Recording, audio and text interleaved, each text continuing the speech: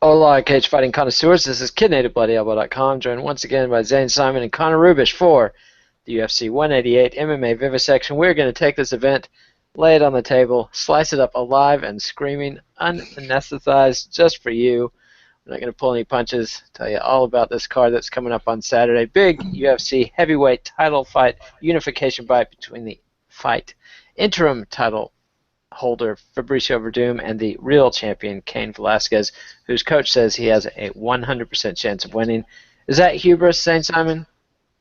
To say that your fighter has a 100% chance of winning, I think it's what you want to hear out of your coach. I mean, shit, it's prize fighting. Like, you know, you want to hear guys show up and say, "There's no way I'm losing this fight." It may be unrealistic, it may be outsized, but I'd much rather hear that out of fighters than, well, I don't know, on a good day I should win. Somebody was saying they had a 50% chance of winning the title, and I think it was Yoel Romero saying he had a 50%. He felt like he could beat Chris Weidman 50% of the time. So, Well, everything's 50-50. I mean, oh, he either wins or he doesn't. oh, that's true. It's a binary choice. But That's Connor, just Yoel Romero being like a crusty like Yoel Romero. Pat Wyman and I have discussed this many times. I think he's 1,000 years old. You know what I mean? He's like the oldest man in like a 25-year-old bodybuilder's body. So he's just like 50% chance I win. You know, in his gravelly ass Cuban accent. I see. And we missed your mom's basement already, Connor. Where's the dress? Did the dress ever get finished? The dress is in the bedroom. That's my girlfriend's dress, so it's in the bedroom still. I see. I see. Is it on a dummy still? Like all. It's on the dress form, yeah. All That was right. a All senior right. art project. That is a finished dress. It's Well, very why don't beautiful. you have it behind you for the set? Why don't you have it on, damn it? It's done. I thought the boxing gloves made for a better backdrop. Soon I'll have some nice John Galong prints back here too. Ah, Some I nice see. MMA related paraphernalia. It's going to be great. Very, very exciting. All right, and a little white wine to get the show started. That's All right. rosé. Very tasteful. So let's jump right into it. We've got 3 fights on the Fight Pass card. Welterweight Albert Tumanov and Andrew Todd Hunter up first. Connor, you want to tell us about this scintillating bit of fisticuffs and such? Sure. Well, Albert Tumanov is always a guy who's worth tuning in to see fight. Very exciting knockout artist. And Also that's very. my question. Why is he on Fight Pass? I don't really know. I think this is honestly like I do think the UFC. I've noticed a pattern where they make an effort to give a real hardcore fan treat on the Fight Pass prelims. Like they seem to be fighters that no casual fan cares about. They have no name value, but they're really interesting and they have a decent style matchup. Now, obviously here they weren't looking for a decent style matchup. They were hoping to, I guess, give us a treat in the form of Tumanov styling on Hector Urbina. Andrew Todd Hunter is actually a better matchup stylistically. Like Andrew Todd Hunter might actually beat Albert Tumanov if he wasn't coming in on short notice. That's a real thorn in his side, especially because he's such a big fighter for the welterweight division. He'll probably have a very tough weight cut. And Tumanov just goes and goes. He's very technically sound. He doesn't waste a lot of energy. Throws good straight punches. The angles he was using against Nico Musoke were absolutely superb.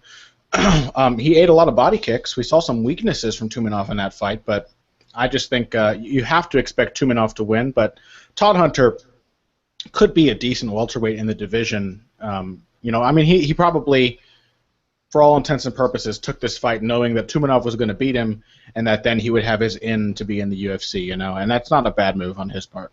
It's a time-tested formula. And Zane, how do you see this playing out? Yeah, I mean, it is hard to go against Tumanov. I do think it's a much better fight. Todd Hunter's a fighter with a lot of potential to be a very good fighter. Like, all the parts of Todd Hunter's game are there. It's just all about experience and time.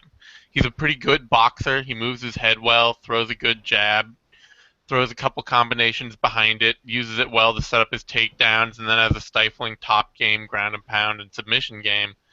But he just hasn't fought very much, and he is coming in on short notice with a big weight cut against somebody who's got good takedown defense and is an excellent, excellent striker, much better striker than Todd Hunter, even if Todd Hunter's okay.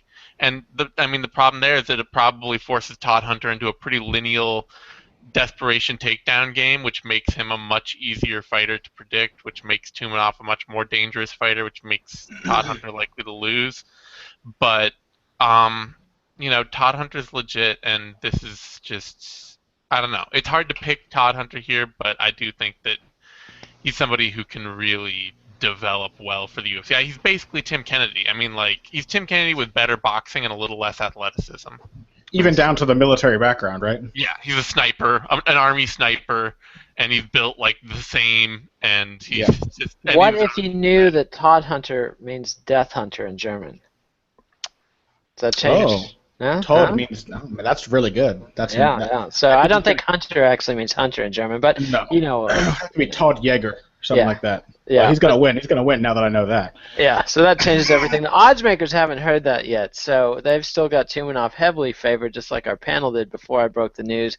These are some odds, minus 420 all the way up to minus 570. And Todd Hunter is the dog to the tune of plus 325 all the way up to plus 385. We're getting our odds from SBN partner OddsShark. And that brings us to featherweights Clay Collard, sometimes called Clay Collard Greens, and Gabriel Benitez. So that's Eugene trying to push that. That's not That would be me. a, I'm way, that'd innocent be a of that. way better nickname than the one he has now. Exactly. So why isn't he listening to that? We've done what we can, fellas. Zane, break down the fight. All right. This is probably going to be a very fun fight. It is probably not going to be a good fight.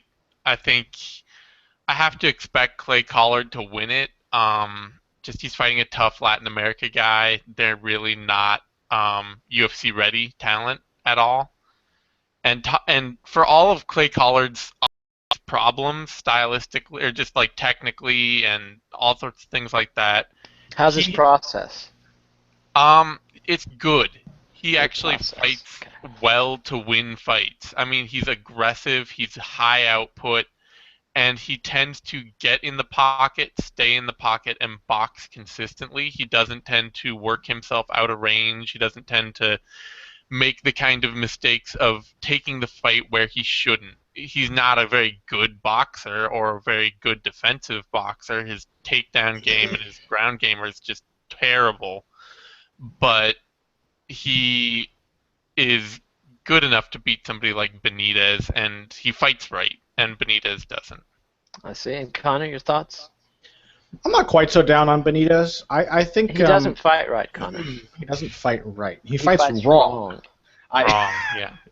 Are we in love now, Nate? I just felt something between us. The power of a jinx. I think Benitez actually, like, his skills kind of line up with what works in MMA today. Like, he's a pretty damn good clinch fighter. He can grind. He throws lots of good short elbows and punches. He's a decent finisher when he gets the opportunity. He's like a good attritive fighter. And he's got those submission skills. Got a nice like front headlock game. He just hasn't. He hasn't really. I don't know. It's tough to pick him based on the kind of experience he has. He actually has more experience than Collard, if I'm not mistaken, but hasn't beaten necessarily the same level of competition. And I don't think he's. What camp is he out of? Let's find out. He's briefly at Jackson's when he was on Tough, but he's at some place called Entrim Gym, according to Sherdog, which is where Akbar Areola is, who also has spent time at Jackson's. I mean, it's sort of like a lot of these guys went through sort of the Jackson's charity case, which gave them a big leg up on Tough, but it's not like, I mean, it's not going to turn them into killers right away or something. Right. Well, I mean, if he were at a gym like Jackson's more regularly or at a more established gym, I would give him a pretty decent chance in this fight. As it stands, I have to pick Clay Collard, but I do think it has the recipe to be kind of a barn burner. I mean, Collard doesn't have great defense. He does have a great chin. He's tough, and he likes to get into brawls. So he's going to give Benitez chances, and Benitez is the kind of fighter who's going to be happy to take him. So it should be exciting, but Collard should win. All right. And Zane, your thoughts. Did you already give us your thoughts? I'm totally I already lost. did. All right, so the odds, back to OddsShark. Just pretend that didn't happen, fellas. Clay Collard is favored, not insanely, but seriously. Minus 242 all the way up to minus 260. Gabriel Benitez is the dog, plus 200 all the way up to plus 221. And that brings us to welterweights Cathal Pendred and Augusto Montano. Cathal making some noise, complaining about Joe Rogan, bitching about being on Fight Pass. Does that help his case in the cage? Connor.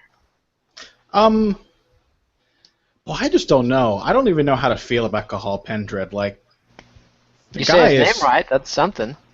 I tried my best. That's how BJ Penn said it on the show, so I'm going to assume that's the way it's supposed to be said. Like you would tell BJ how to correct if he was pronouncing your name wrong. Would you tell him? Maybe the BJ that showed up against Frankie Edgar last time out. What about the BJ who broke his buddy's face in the parking lot? Allegedly. No, I wouldn't. No, I would tell no other version of BJ Penn. Yeah, all right. Only like tippy toe ballet dancer emaciated BJ Penn. Man, Cathal Pendred is like not only is he just glacially slow as a striker, he does not seem to have any clear strategic aims of how to use his strengths in a fight. I truly think that Cathal Pendred would be a much better fighter at middleweight.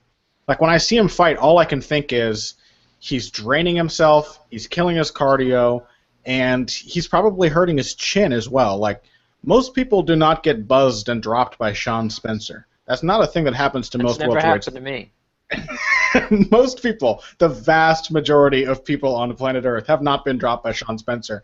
And Cathal Pendred counts himself among those unlucky few. So, I really think, like, we've seen so many success stories of guys going up. Dustin Poirier, we'll see how later on the fight Kelvin Gastelum looks at middleweight. I just think, man, Cathal Pendred is such a huge welterweight. He'd easily be at the right size for middleweight. And, but again, like, is Augusto Montano good enough to beat him? Maybe. Like, Montano can definitely go more rounds, and he can carry his power and his actual top-level abilities longer than Pendred can. Pendred continues to go. He's tough as nails. He will not quit. He will continue to fight. But in the same way that, like, Junior Dos Santos continues to fight, where he'll just be dead on his feet after a round and just keep trudging forward. Montano is better than that. And Montano hits hard, and he's happy to get into a wild slugfest, and we know Pendred is open. So I'm going to pick Pendred, but it's really tentative, and I think that depending on what the odds are, Montano is probably a very live dog here, if not a somewhat deserving favorite, because he really is he's a dangerous fighter, and Cathal Pendred is a guy who's just always like walking that line of why is he striking when he's so slow, and why can't he set up his takedowns, and why is he like throwing lead right uppercuts? Much about his... Why is he on Fight Pass, and why is Joe Rogan saying mean things about him? I think you've got the same questions as Cathal. But Zane, what do you think? What do you think about this? Cathal Pendred's the kind of guy that I'm gonna like. I think I'm just gonna have to start picking against him until he loses, because he's. It's kind of like Ben Rothwell. He's like a welterweight Ben Rothwell, where. Except, without the ability, because it's not heavyweight, he's not going to knock anybody out. Yeah, Ben Rothwell's better. let's be honest. Better, but still, it's just like, it's these huge, slow, tough as shit guys who are going to beat guys because they're tough and they're huge. Or it's like Claudio Henrique Silva, It's just like... Nobody knows. That was a reference into the void there. Okay, go ahead. But the point being that, like... He's really tough. He's just a wall for Montano to throw himself against. And I think Montano is aggressive and powerful enough to beat him and to win that fight.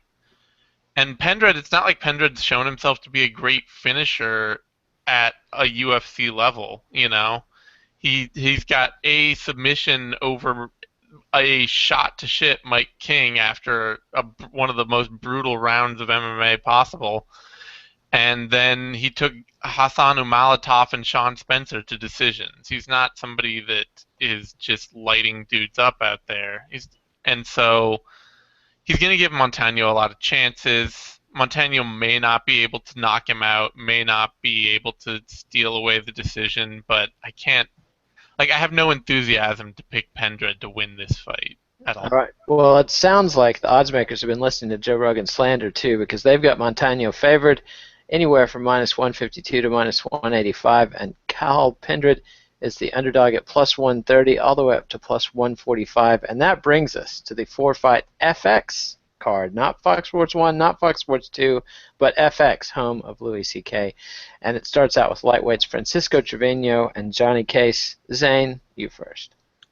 All right. Francisco Trevino kind of reminds me of like a less athletic John Moraga, in that like there's so many things wrong with his style, but he makes it work. And How's his process? shut up. Serious Go fuck yourself. question though. That's How's what his it is, process? Nate. How's his No, process? I want to know. I'm adopting the term. Nate Okay, is such a bully. he is. I mean, he's just kind of like a wild. It's not good. I mean, it's like he throws a lot of off-balance strikes. He's got high output, which is good, but he doesn't maintain range well. He doesn't stay in the places that benefit him the most, and then he's just kind of he feels like one of those fighters who has spent their career training at bad camps and with subpar instruction, and has cobbled together this sort of MMA style out of learning different things from different people in different places and never putting it all together. And Johnny Case is really fucking good. Like, he's one of those guys that just, I think, took a long time to get everything to click, but he's one of the few fighters to come out of Alliance with that Alliance style that I think can make, maybe not as good a use out of it as Dominic Cruz did, but good enough use out of it. Like, he does have the ability to have that high motion, high energy, in and out kickboxing style and make it work really well. And his wrestling and grappling have both looked great, especially in his last bout against Frankie Perez, who I thought would actually give him quite a bit of trouble wrestling, and Case just manhandled him. And I don't see Trevino being able to do anything with Case. I think this is a pretty lopsided fight. I see. And Connor, Yeah, I've got a comment on the Ken Shamrock T-shirt. I was just saying to Zane before we began recording, I should have worn it for Bellator Vivisection. Exactly. Are you being sponsored by Bellator? Did Scott Coker slip you a little something to sneak that onto a UFC broadcast? He did. As you can see, Ken has the same physique on this shirt that he does now in training camp. I see. And he's advocated for responsible PED use yesterday. Well, I'm with him on that one. I am with him on that one, but I was having a cheap joke, so let's not ruin it with... Well, if we look down at his little wrestling Speedo, you might see some other aspects of that. I see. Well, let's back on track, Connor. Tell us. Yeah, well, that's just an easy one. I can't really add anything of value to what Zane said. I think this fight favors Case everywhere, and I think he should win. I think it'll probably be a finish. Wow. And so let's see if and the odds makers seem to be hip to this as well, as they've got him favored from minus 383 all the way up to minus 540. So as always, just beg, borrow, don't steal. Well, a little fraud, maybe some larceny. Get as big a nut together as you can and bet it all, because that's smart bet. No. Beg, borrow, and embezzle. Yes, no, we don't even encourage betting. We just tell you about. No one gets in trouble for embezzlement, Nate. It's fine. It's hardly. Actually, I knew some people. A friend's mom embezzled like $300,000 from the post office in my hometown. A big scandal. It was yes. So don't do that. It's a life ruiner.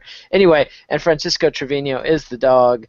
Minus 3 or plus 300 all the way up to plus 360, and that brings us to Alejandro Perez and Patrick Williams fighting at bantamweight. And Connor, you can go first. Patrick Williams, man, it feels like it's been ages since we've seen Patrick Williams fight. Is his last fight the fight with Chris Beal? Yeah, it's the one where he got knocked the fuck out. And like he didn't look like he looked the way he looks in that fight. You know what I mean? Like he's very much like Paddy Holohan.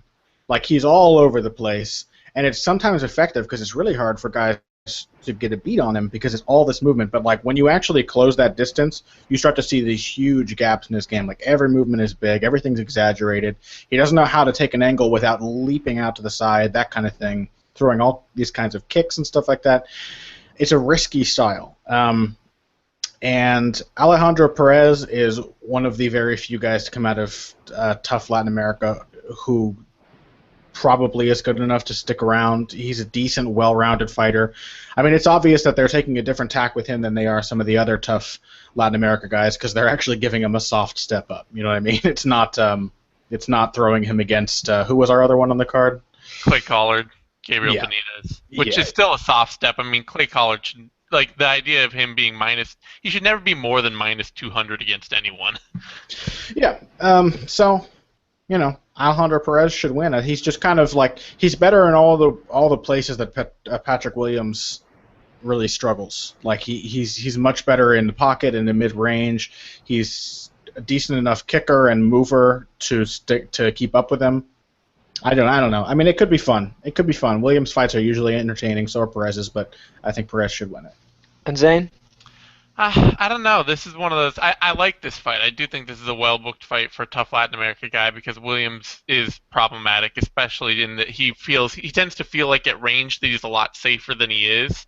He'll take a half step out of the pocket with his hands down and his chin up, and like this idea, oh, you can't hit me now, and then Beal just explodes through that and knocks him out clean. And that's a very classic problem for him. But Williams is also he was a very good Arizona State wrestler.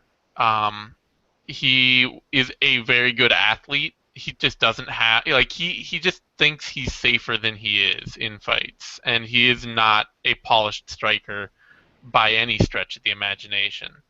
But at the same time, I thought he was beating Chris Beal up until he got knocked out. It wasn't pretty, but he was landing the bigger shots, lunging in with these ugly strikes and things like that. And I just don't trust any of these tough Latin America guys. I'm treating them like tough China. You have to prove to me that you can beat any level of competition before I'm going to trust you to win these fights. And what if Explode FC booked him against the soccer mom? Would you pick him at that point? Would you trust him to win that fight? I think complete and utter silence is the best way to respond to that. Just asking. It's a hot topic lately. And what if he fought Ronda Rousey? Now that's controversial because we got Floyd Mayweather out here, Ronda Rousey. I mean, there's been a lot of discussion on that. Could Floyd Mayweather stop Patrick Williams' double leg? Yeah, I don't know. Probably not. I don't think so. But anyway, I'm going to pick Williams. Perez, he does seem like the cleaner, more technical fighter to come out of tough Latin America, but I really don't trust that he's got the athletic ability to really hang with guys in the UFC, especially somebody who wrestles well. And Williams may not do a lot of things well, but he does wrestle well. So if you agree with Zane, this might be a betting opportunity because Patrick Williams is the dog at plus 140 all the way up to plus 155. Alejandro Perez is the favorite at minus 162 all the way up to minus 195. That brings us to another Ultimate Fighter winner, Efrain Escudero versus Drew Dober. And this is a lightweight fight. Zane, you want to yap about this one? Yeah, sure. I like this fight a lot. Dober, I think that this is a good crossroads fight for both guys. Dober's kind of ended up on, he's improving steadily in the UFC, but he's one of those guys that has a lot of catching up to do, where, especially that he's just not a dangerous fighter. He's not a powerful striker or a great wrestler or a consistent submission threat. So he's having to improve to become a really good high output stifling pressure fighter. And Escudero, on the other hand, he's shown himself to be able to be dangerous at times, but he just seems to take his foot off the gas constantly and let guys in fights, let guys take rounds from him. And, then suddenly come back, in this fight against Rodrigo de Lima, it was I think he lost the first round and then just came back and tooled de Lima for the rest of the fight and just beat the crap out of him. If I'm remembering correctly, I remember him dropping at least one round and then just dominating for the other two.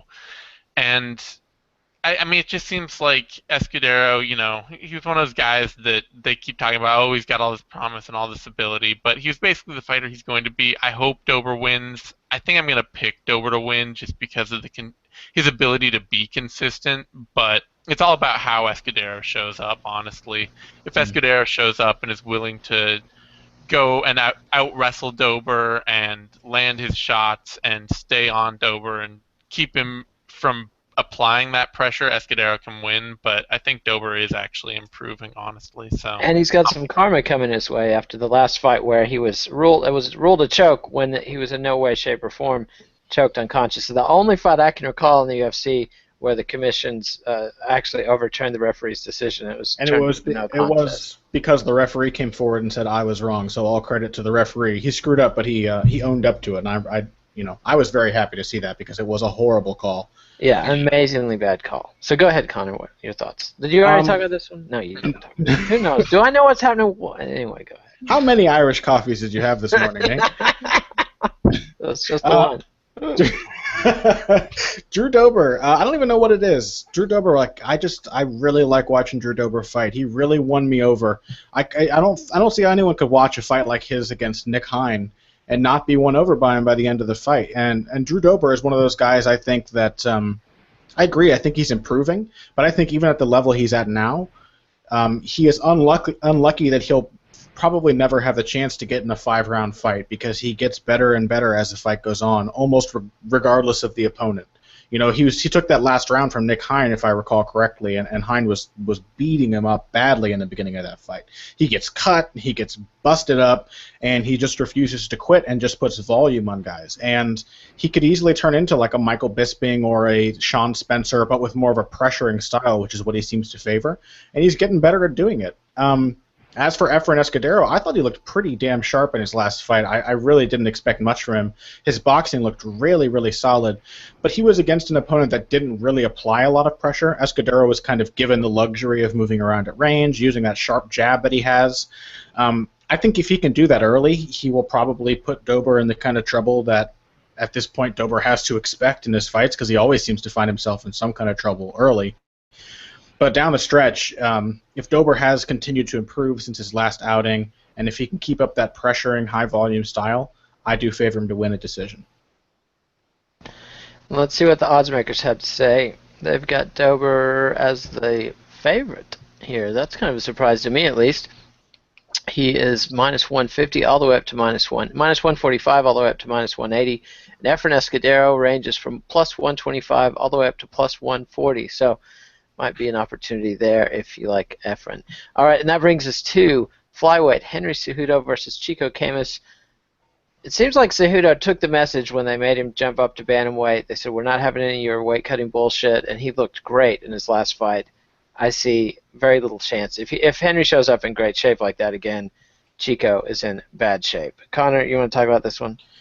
Chico Camus is they're very clearly trying to build Henry Cejudo up intelligently, and I think Camus is a great next step to take with him. He offers a lot of the same threats as Dustin Kimura, but just being a slightly better fighter. He has that same kind of gritty, crafty journeyman style, but he is a better top position fighter. He's got better takedown defense, and he's a little bit better of a boxer as well. He's not quite as hittable.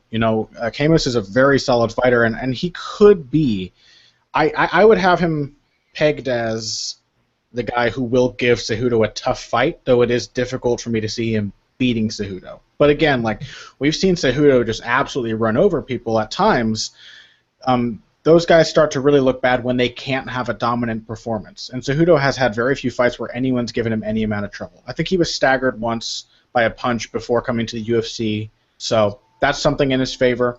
He's an obvious favorite to win this fight. He's looked absolutely stunning. But it should be a fun one. He's also never fought at altitude like this, so if he came in bad shape, this could be a bad night for Cejudo. That's a very good point. And Camus is crafty and he's tough, and he's a solid fighter. He's very, very good. He's probably really being undersold here, so I would not ever pick him to win this fight. But I do think it should be interesting. Let's see, and Zane?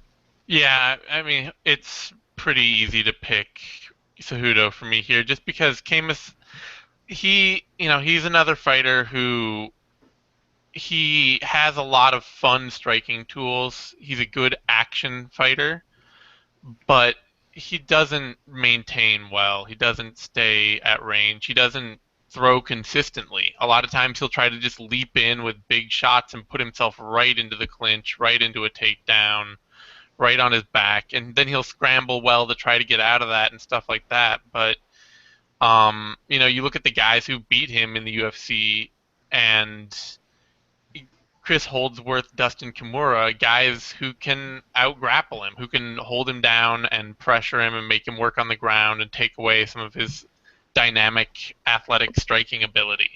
He kind of reminds me of a bit of like Cub Swanson without the sort of wrestle grappling. It's kind of the version of Cub Swanson that fought Frankie Edgar, where somebody who's just likely to get ground down. And Cejudo, I mean, that plays right into his game. It's somebody who's not going to throw consistently enough that even if he hurts Cejudo, is going to knock him out. Camus is not a big knockout threat. Yeah, that's the difference between him and Cub Swanson. He's missing the one punch kill shot.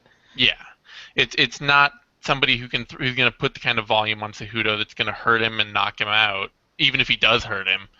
And it's somebody who is not going to have such great takedown defense or such ability to stay outside and really work at range that Cejudo can't get his hands on him. And if you think that Cejudo has coasted on his training again and the altitude is going to be a factor, this might be the one to take out a third mortgage on your house, because Henry is heavily favored, anywhere from minus 975, that's the low odds, all the way up to minus 1100. So that's the longest odds I've seen on a UFC card in some time. Chico Camus is the underdog at plus 650 all the way up to plus 766. So, if you're hooked on the long shots, this is the one to squander your entire fortune on, I think. And that brings us to the pay-per-view main card. Again, here's Henry Cejudo, a guy you'd think would be on the pay-per-view, but obviously they want to have a quality card for FX. And we've got women's strawweight Tecia Torres versus Angela Hill opening up the pay-per-view. So that was kind of a head-scratcher. Zane, what do you think of this? Oh, it's a good This is a good action fight. I mean, I'm actually fine with this as a pay-per-view opener. These are both women who are very likely just going to brawl for 15 minutes in the way that tends to get crowds really into action. Tecia Torres should win this fight. She has a pretty good process, a pretty good style for women's MMA. She throws, she tends to stay at range, throw a lot of strikes, work her kicking game. She's hard to take down, hard to keep down, and she just, she works pretty well. And Angela Hill's really raw. And Angela Hill's the kind of athlete where she could be a top 5 bantam or strawweight. She may even be a better athlete than Tecia Torres, but she's really early in her career, and other than throwing some really good clinch offense, she doesn't have a lot of parts of her game that are well defined or consistent or that she can go to easily. So I trust Tecia Torres to be able to stay out of the clinch more than I trust Angela Hill to be able to get there consistently. All right, and Connor, your thoughts on this one? This is a tougher one to call than I would have probably expected a few months ago. I was really, really high on Tecia Torres coming into the 20th season of The Ultimate Fighter. I think a lot of people were. I had her as an easy favorite to win the whole damn thing.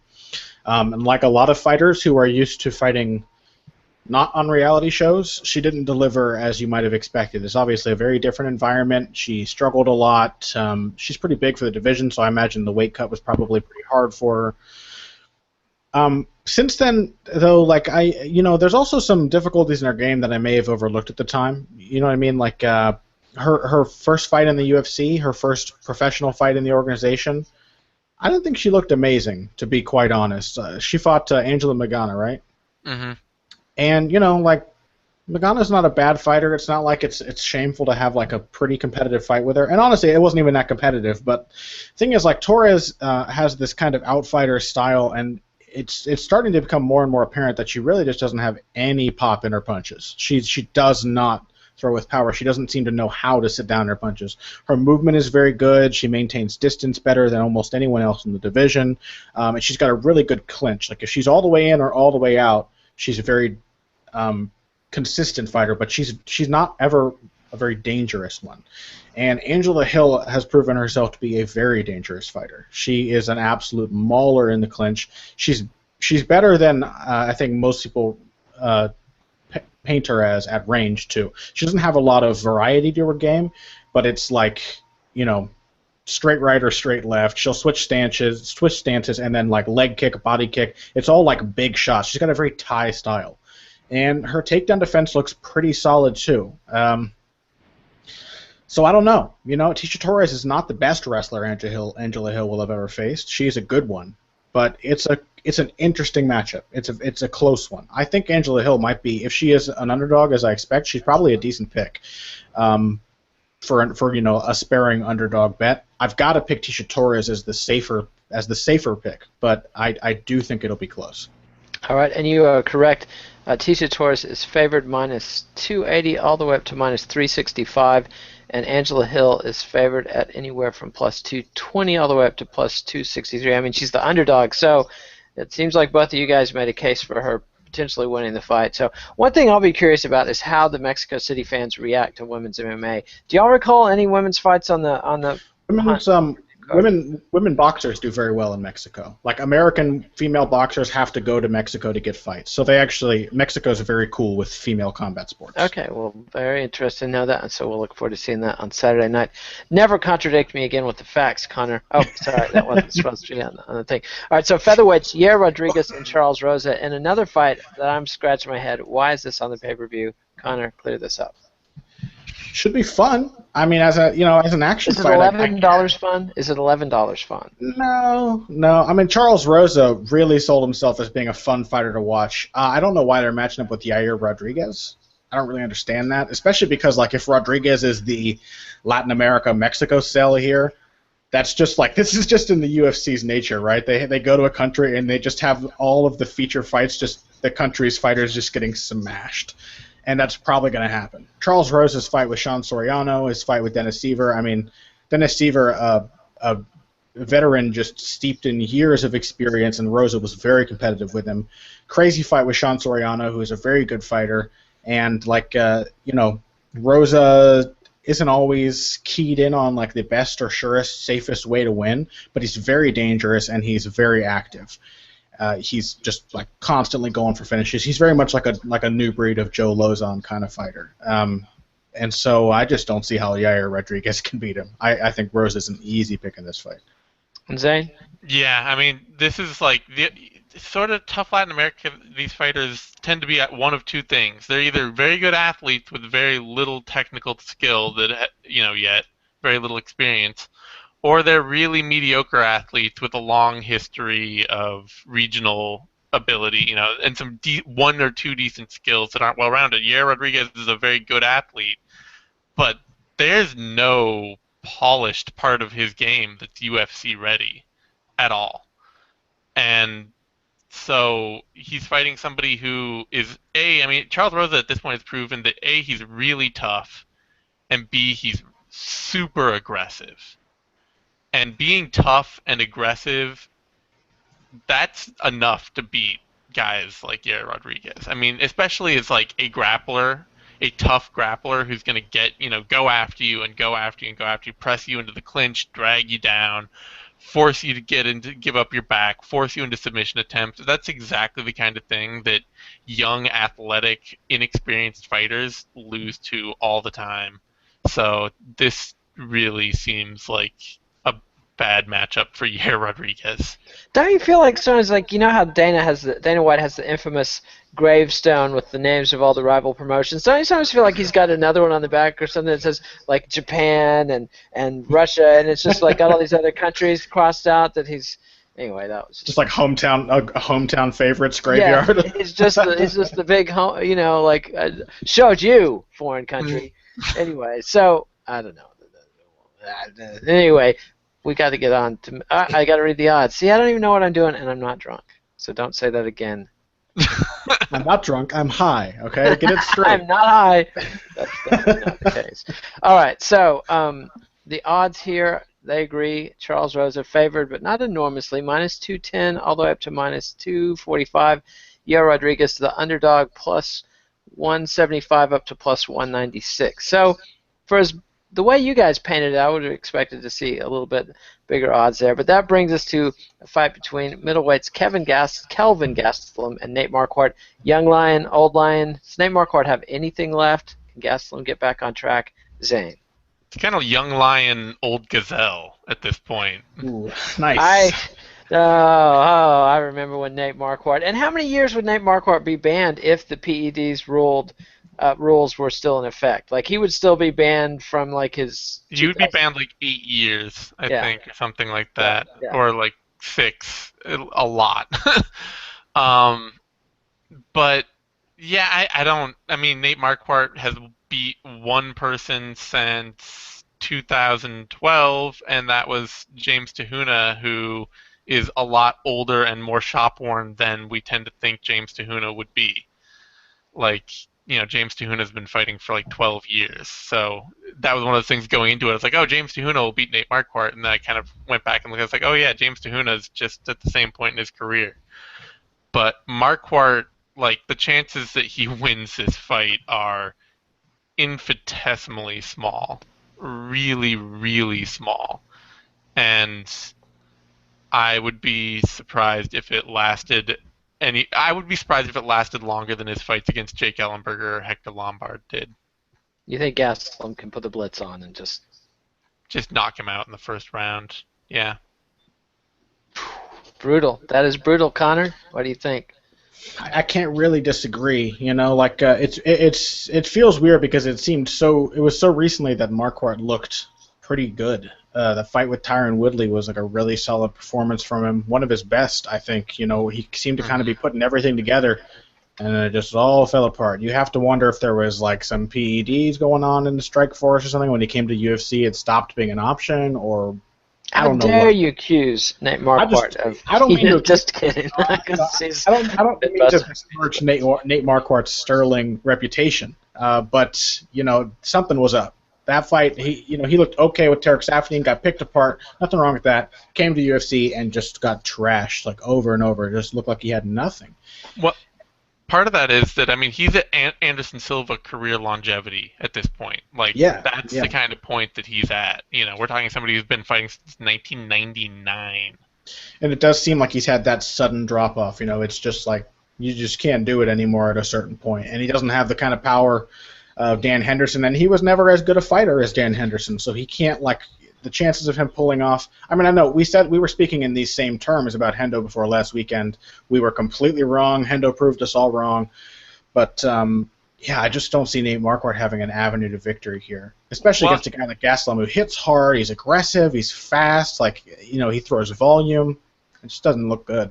And the thing for that Henderson matchup is that Boach had to approach Henderson in his wheelhouse. The only way Boach was going to win that fight was by walking into the pocket and trading shots with Henderson. Yeah. So as much as I was sure Boach would still win that battle, he had to walk right into Henderson's wheelhouse. Gastelum does not need to do that with Marquardt at all. He can out-wrestle him with ease. He can outwork him. He can stay at distance. Marquardt's also been somebody who's always been susceptible to wrestling and always been susceptible to a blitz. So, stylistically it goes with Gastelum. But Gastelum, this was a guy that some of us had a lot of high hopes on going into his last fight, and I thought he came up way short and was exposed to a certain degree for a degree of greenness that I really didn't think he was going to have.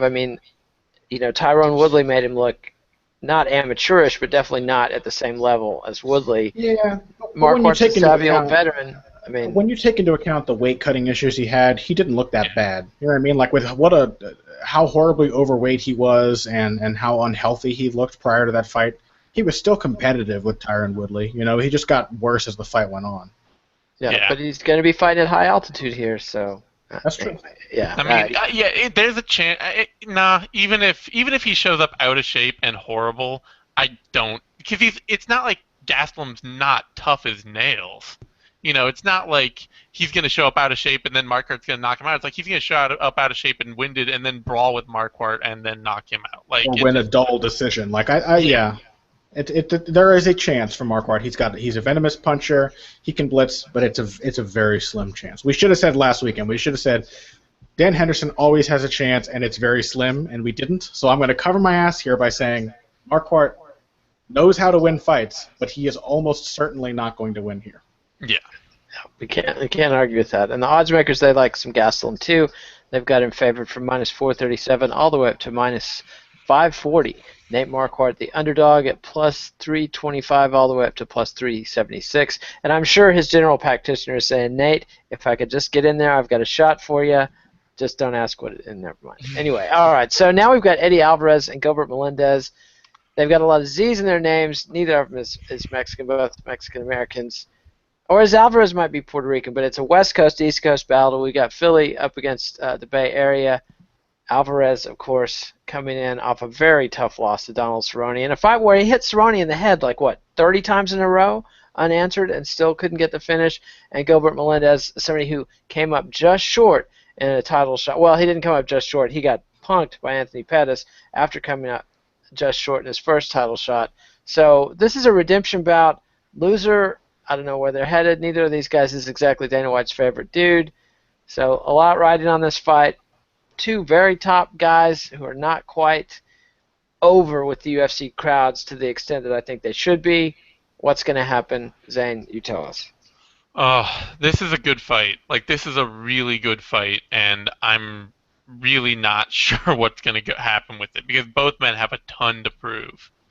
They are both coming in at stages where they both expect to be title contenders, you know? And for Melendez, he's been there twice now, and he's failed each time. So, for him, there's a certain amount of pressure to just prove that he's not declining, that he's not slipping away. And for Alvarez, it's the pressure to prove that he belonged in the first place and that he even has a seat at the table.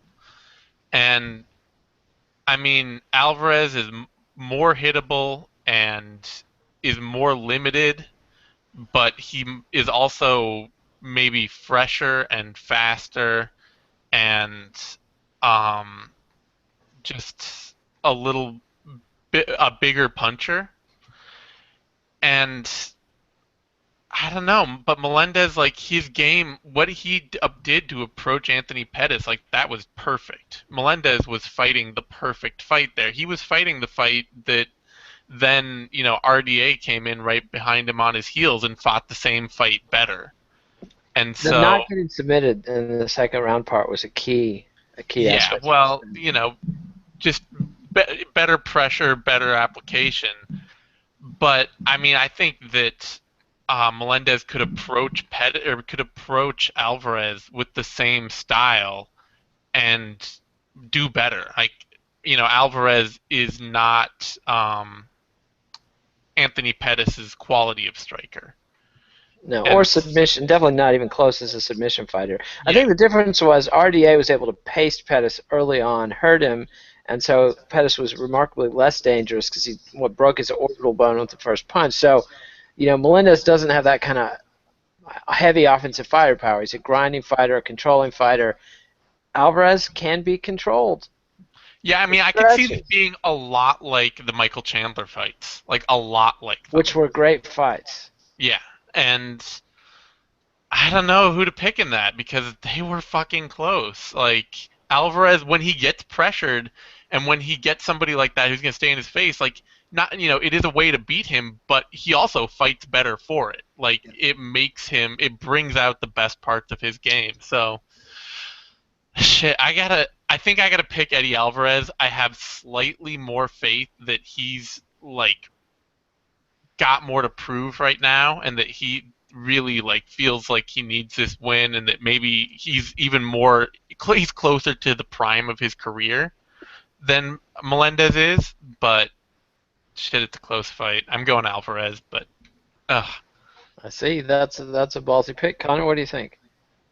Yeah, these two are very similar fighters. With Melendez having the strength in the wrestling department, a slight edge there, and Alvarez having a slight edge in the boxing department. But both of them are capable all around, in submission, grappling, wrestling, boxing. These are two very well-rounded mixed martial artists. I don't,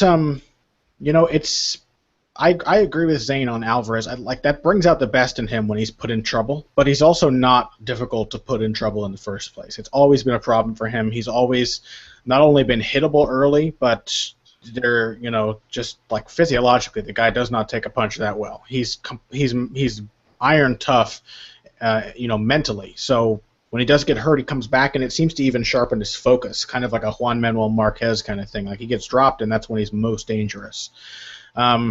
And Melendez is not necessarily the same. If Melendez gets hurt, he kind of turns into a survivor. He's a little less Melendez can do a dogfight. We know that. But I think he's less of a natural, gritty fighter. I think he prefers if he can run over somebody, he's a destroyer. That's the thing. If the guy doesn't put up a lot of resistance, I remember his fight with Kawajiri. and how he just smashed Kawajiri, like no trouble whatsoever. The fight with Shinya Aoki, the second fight with Shinya Aoki. Granted, Eddie Alvarez fought Aoki too, didn't he? And had similarly successful results. Yep. In the rematch. Yeah, I think this is bound to turn into a dogfight, and I think Eddie Alvarez is a little better in that kind of fight. The only time that we've seen him really struggle, like not stay competitive, was against Donald Cerrone, and that's because Cerrone was taking his legs out from under him. And Melendez is a better than advertised kicker, but he's not going to break down Eddie Alvarez's base like that. He's going to be headhunting with the right hand, and Alvarez is going to have counters open to him. And I do think that, I thought Eddie Alvarez looked good against Donald Cerrone. He looked like Eddie Alvarez. It was just a really tough matchup for him. And I think that Melendez has, I don't know, I just get the sense like Melendez has lost a step, and Alvarez is, like Zane said, still a little closer to his prime. So no outcome would surprise me, but I'm going to go with Alvarez by decision. See, I got to stand up for Melendez just because I think this is a guy who's got the mental framework of a champion. And Alvarez has held belts, but they were minor belts. And I don't know. I just think Alvarez is just a touch psychologically softer than Melendez. But you could be right that Melendez might be past his prime. That's why it's a good fight. This is a great matchmaking. Yeah. This is a fight that should have happened years ago, and exciting to see these guys colliding finally. And the odds makers, they like Gilbert, but not enormously. They've got him favored from -175 all the way up to -185. Eddie Alvarez is the underdog at +150 to +135 to +158. So a pretty narrow band of odds there, and easily one of the tightest co-main events I can recall on the odds. And that brings us to the big one, the heavyweight unification bout between Cain Velasquez, the full champion, and Fabricio Verdum, the interim champ. Mexico Ultimate Fighter coaching rivals. Finally getting to sell the score. Verdum fought Hunt in Mexico City in the UFC's debut there because Cain pulled out. Verdum's been talking a fair amount of shit here, saying Cain's injury was strategy and I'm more Mexican than he is, which for a Brazilian to come to Mexico and say, because Brazil and I've seen Mexican fans and Brazilian fans interact. They are not fond of one another, but Verdum has a case. He's the host of the UFC in Mexico and Latin America. He speaks excellent Spanish. He was well liked on the show. Cain has all the personality of Melba Toast. Doesn't speak Spanish that well. Didn't show up for the fight. So maybe something that's going to get under Cain's skin. On the other hand, I don't know if you want to get under Cain's skin. He seemed pretty pissed off in the last couple interviews I saw with him. Kind of befuddled at the shit talk, which for a guy who's been in the fight game this long, he really shouldn't be surprised that his opponent is talking shit. But he seemed to be, and a little hurt, might come back on Verdum in a bad way. Connor, what do you think? And the X factor I got to bring up, lots of injuries. He's had rotator cuff surgery in the past. Now he's coming off a knee injury. So that's the big factor. Is Cain Cain? Cain's injuries are always a question. He's just like Chris Weidman. He continues to come back from injuries and look really good, if not better. But at some point, something has got to give. He can't just keep getting hurt and continuing to improve or continuing to maintain. At some point, it's got to fall apart. I think his ability to come back from injuries in the past is enough to convince me that he'll probably be the same Cain Velasquez. And if that is the case, I think he destroys Fabricio Verdum. I think if he's the same Cain Velasquez he was in the past, he just wallops Verdum. And two things have happened. Three things have happened. First of all, Verdum's looked really, really good against pretty limited opposition. Like, the heavyweight is such a weird division that you can be beating top 5 fighters and still be fighting guys who are not good in a certain phase, like guys with glaring weaknesses, like Travis Brown, Mark Hunt, stuff like that. Second, we've only seen Cain against Junior Dos Santos recently, and we've seen him fight him for basically a whole hour, and we've now become convinced, for some reason, that Cain Velasquez is like a cardio freak and not a destroyer of men. And that has been helped along by 3, the fact that Bigfoot Silva has completely fallen off as a fighter, thanks to the banning of TRT, most likely one of the few guys who has a completely ironclad case for being able to use it. And so we've been like, okay, well, whatever, it's not a big deal that Cain finished Bigfoot. He finished TRT Bigfoot. What's that? He finished TRT Bigfoot. He finished exactly. And Bigfoot was a very solid heavyweight at the time that Cain slaughtered him. Like, had no difficulty either time. It was actually easier the second time. It was only difficult the first time because he couldn't quite get a grip with all of Bigfoot's blood all over the canvas. You know what I mean? Like, Cain Velasquez, skill-wise, is an all-time great fighter. I don't think he would struggle in any era of heavyweight MMA. He is absolutely a technically superb fighter. He's tough. He's completely relentless.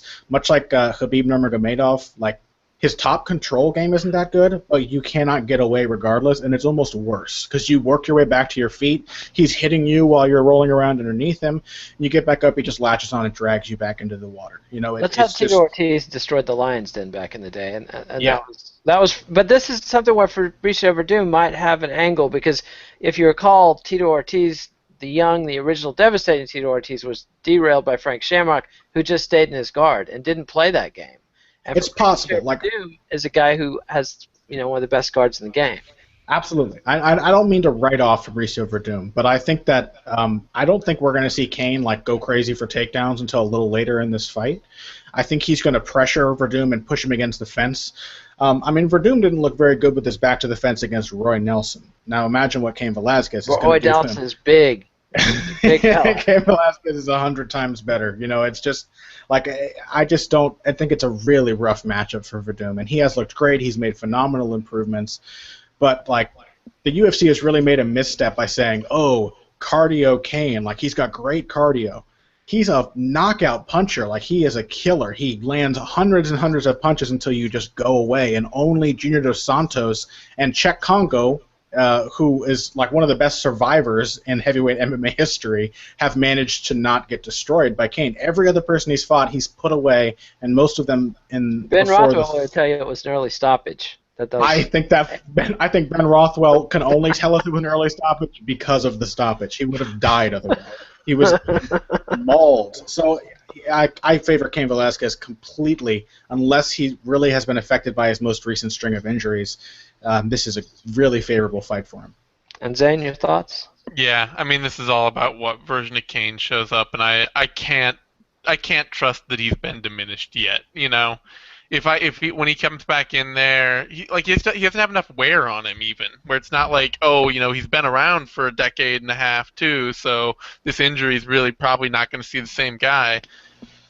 He hasn't. He has not fought that much. Some people argue that the intensity with which he trains at AKA is comparable. There's like doubling the number. Well, yeah, but I think that's the same for every camp. I don't think there are any camps that I think that AKA has been singled out because it's an easy camp to single out because they were notorious for injuries and training and all that, but a lot of camps seem to just be totally dedicated to grinding guys down to nothing. So I just think that never happened to BJ Penn in training, I'll tell you. But yeah, but I think that there's a sense that fans have maybe, and rightfully so, they've forgotten how good Cain Velasquez is, and unless he's a shadow of his former self, he should have no problem with Fabricio Verdum. Yeah, and the odds makers agree. They've got Cain favored minus 485 all the way up to minus 560. Fabricio Verdum is the underdog, plus 375 all the way up to plus 429. And again, we're getting our odds from OddsShark, the ESPN odds partner. And so that's the card. It's one of these cards, very top heavy. Got the heavyweight title fight. Got a great co-main event. Falls off a little bit after that. But there's some excitement. The Cejudo fight in particular on the undercard should be of interest because that's a guy who I think is headed for a title shot in the flyweight division. Anyhow, we'll be back after the fights with the 6th round. Zane and I will be back, and then we'll have Knuckle Up on Monday and onward and upward. I don't even know what's after this because really, Joanna Champion is fighting against Penn next at the fight night. Title fight on a fight night. That's kind of weird, but I guess it's a Polish women's strawweight fight, so. What are you gonna do? The UFC has demonstrated how like culture centric they are to the U.S. by saying that Joanna Jędrzejczyk has a hometown advantage in Berlin. Like it's Europe, whatever. It doesn't. Poles and Germans, they've historically just gotten along fabulously. So anyhow, yeah. So yeah. So we'll get there when we get there. In the meantime, we've got a heck of a mountain to climb Saturday night with a big title fight and a pretty good card. So Zane, I'll be back 6th round. and then we'll have Knuckle Up, etc., etc. And so, give us a thumbs up on YouTube, subscribe to MMANation.com on YouTube, follow us on Twitter at KidNate, at TheZaneSimon, at BoxingBush, BUSCH, and next time he'll have the dress where we can see it, because he promised. Anyway, and that's I'm our wearing it right now. It's just under my clothes. That's not how you wear a dress, Connor. That's how I wear a dress. I see. Very exciting. Anyway, so yeah. So I'm throwing you off all day. I'm taking over Zane's role. Like I'm just gonna keep throwing those barbs at you. just. I'm gonna have to drink some more Baileys. Anyway, so adios, MMA aficionados. Thanks for watching, and we'll be back next time.